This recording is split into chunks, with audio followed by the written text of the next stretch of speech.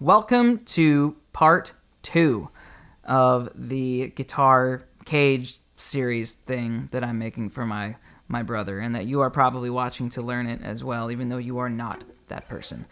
All right, we talked about CAGED in the last lesson, all the chord shapes, the CAGED chord shapes. Let's talk about some smaller versions of those chords that will also help you to navigate the fretboard. I'm going to try to keep this brief so that I can jump into the third video where we'll talk about how modes fit into the CAGED system. Anyways, triads is the name of the game, essentially. Triads are like these 3-note versions of chords that you can play in different places around the neck, and you can turn those into what we call double stops, which is kind of like, imagine if you were listening to country music and you were going,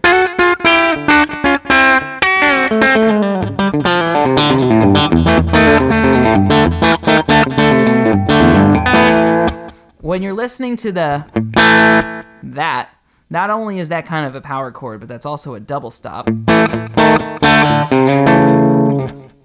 When you're hearing more than one note there at a time, kind of in that moving succession. Triads are kind of the basis for that, because what I'm doing when I play that, let's take this for example.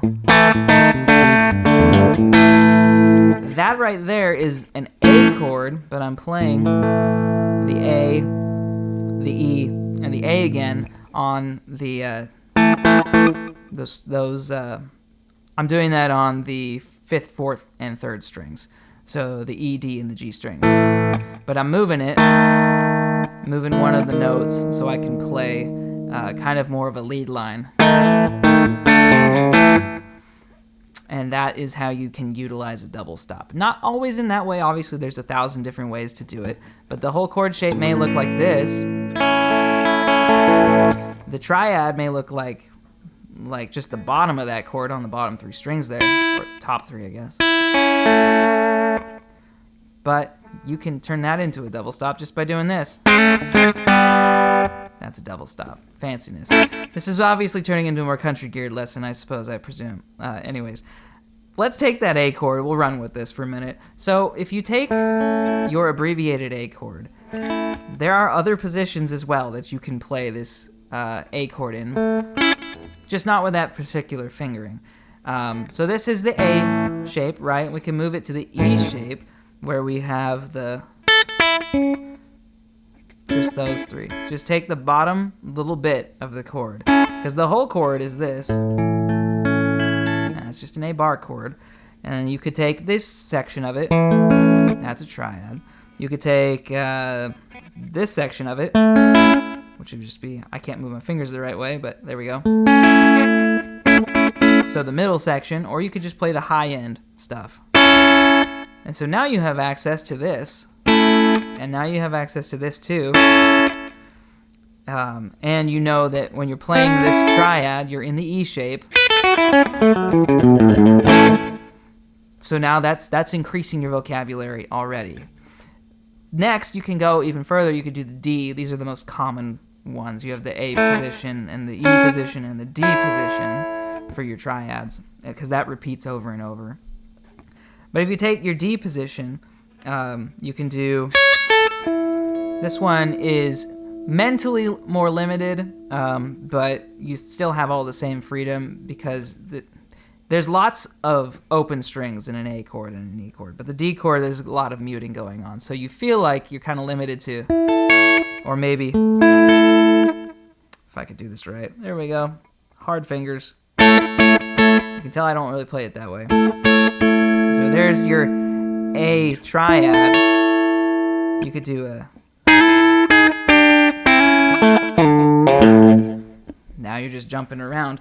But anyway, that's kind of how you utilize the triads. And what you could do is kind of jump between practicing the A,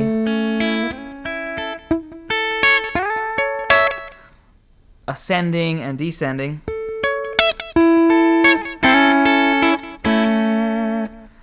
and then changing your chords. So the next one, in a 1, 4, 5.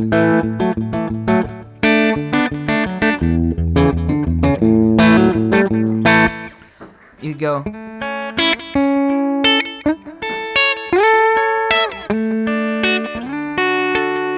Here we go.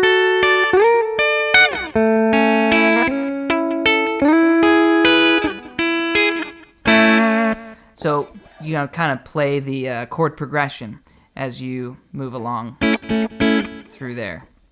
So that's like a brief word vomit on how to use triads. Those are just a few of them, and you can come up with, it's like some of the minor ones. So if you're playing in that A position there, now you got an F sharp minor.